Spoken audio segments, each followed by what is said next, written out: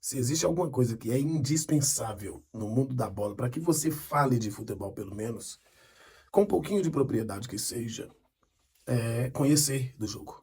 É saber fazer a leitura da partida, é entender os momentos, as tomadas de decisões, os jogadores que são proprietários daqueles momentos, né? O jogador que é propício para determinada situação. Os quadrantes, formatação tática, é extremamente importante, é indispensável para que você possa ter propriedade para falar a respeito do jogo e não falar tanta bobagem como a gente costuma fazer no nosso cotidiano natural, não é? Eh, Nós tivemos aí nos últimos 2 meses, no último mês, para ser mais específico, é que o Cruzeiro praticou 7 partidas, 6 partidas, e não conseguiu vencer em 7. 5 do Campeonato Brasileiro e 2 pela Copa do Brasil. Com isso, os questionamentos surgiram. Vários questionamentos voltados diretamente à diretoria do clube, ao treinador, principalmente o treinador, quer dizer, principalmente o Ronaldo, né? Tudo que se passa, o nome do Ronaldo que vem, e a gente super compreende essa situação. O nome do Ronaldo ventila e o Pepa começou a ter o seu trabalho colocado em xeque, questionado. Seu trabalho começou a ser questionado e, às vezes, em algumas vezes, até de forma dura, áspera.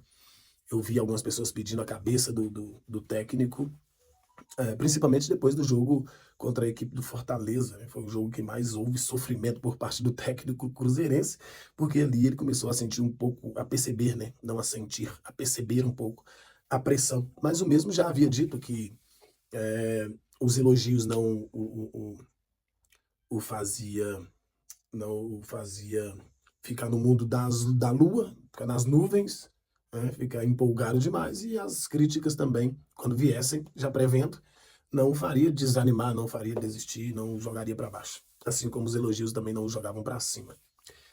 Depois dessa sequência, né, de não vitórias, o Cruzeiro conseguiu emplacar 3 partidas sem perder, conquistando 7 em 9, o que faz uma diferença imensa na tabela de classificação, né? 3 vitórias consecutivas muda a história do Campeonato Brasileiro, de tão equilibrado que é, e pelo fato das equipes ficarem tão próximas ali no decorrer da corrida, né? E eu estava acompanhando e recebi uma matéria hoje, que está lá no site da Itatiaia, que fala um pouco a respeito da visão dos comentaristas do Sport TV, logo depois daquela partida contra o Vasco, é, especificando e falando a respeito do técnico do Cruzeiro. E o jornalista Thiago Coutinho, ele rasgou elogios, né? Rasgou elogios ao técnico Pepa. Abre aspas. O Cruzeiro tem 2 dos melhores laterais no campeonato, Marlon e William. É um time que consegue ser organizado para defender e para atacar. Às vezes a gente pode olhar o bom desempenho fora de casa e ter a sensação de que é um time que joga bem só no contra-ataque. Mas não, não é verdade. Mesmo com as limitações de alguns jogadores, é um elenco limitado, com todo respeito aos jogadores do Cruzeiro. O próprio Ronaldo fala sobre isso. A gente pega o elenco da Série B e não era muito diferente do da Série A. Aí eu já discordo em 450%. Inclusive, tinha um centroavante que fazia muitos gols, isso é verdade. E hoje tem 2 que foram contratados, mas que não vivem em boa fase. O Cruzeiro joga até sem centroavante, porque o Dourado e o Gilberto não está no seu melhor momento. É um trabalho que, sem sombra de dúvidas, se a gente bota os 4 melhores trabalhos de treinadores da Série A, o Cruzeiro estará lá. Se a gente pega os 4 melhores trabalhos da Série A, o Cruzeiro está. Aí você vai me perguntar assim, poxa, Cláudio, mas então por que o Cruzeiro não está no G4? Ah, mas isso é fácil. Isso é muito fácil de responder. Por causa das peças, da dificuldade técnica que o time enfrenta, e todos nós sabemos, não é novidade para ninguém. O time é limitado, mas ali não está falando de pontos. Quando você fala o trabalho do treinador X é melhor do que o treinador Y, mas o treinador Y tem maior número de pontos. Mas aí você vai fazer a análise dentro de o que o treinador tem em mãos. O que o Pepa tem em mãos? O Pepa tem em mãos um elenco reduzido, um elenco limitado, um elenco que não consegue entregar aquilo que a expectativa do torcedor cria, mas ele consegue entregar dentro daquilo que lhe é pedido. Claro que se o Cruzeiro tivesse feito os gols, o Cruzeiro estaria lá na frente, mais 6 pontinhos aí, o Cruzeiro brigaria pela vice-liderança do campeonato, todas essas coisinhas, e a gente sabe que a nossa realidade não é essa, né?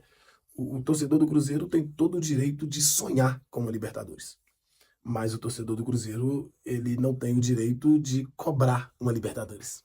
Será que dá para compreender? Porque o time tem condição técnica? Não. Tem projeto para isso? Também não.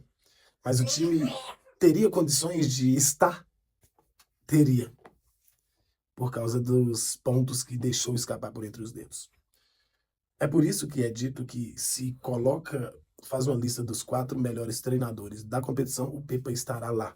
Justa e unicamente porque o que o Pepa consegue fazer com o elenco que o Cruzeiro tem, poucos treinadores conseguiam. O Cruzeiro é extremamente organizado, é um time que joga de igual para igual com todos, mesmo conhecendo as suas limitações. É uma equipe aguerrida, extremamente organizada.